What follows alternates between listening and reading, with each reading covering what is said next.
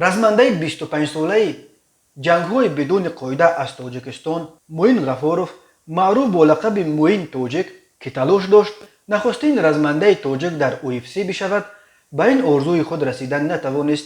موین تاجیک در مسابقات پروموشن وان در قطعه آسیا هنرنمایی عالی نشان داده سابقه‌دار UFC لیوناردو ایسو به نکاوت فرستاد و در 3 دوره نبرد با سابقه‌داران دیگر UFC جون لینکر نیز ایستادگی کرد. به این دلیل در نبرد مقابل چد انهلگر از کانادا در برنامه شو دان وایت داوطلب شانس موین تاجیک به اندازه 5-1 بالاتر ارزیابی میشد. موین تاجیک در دور اول به رقیبش دست بالا شد ولی داوران را ادامه هنرنمایی انهلگر بیشتر به وجد آورد. در نتیجه موین با قرار داوران مغلوب اعلان شد و آرزویش برای پیوستن به UFC این دفعه جامعه عمل نپوشید.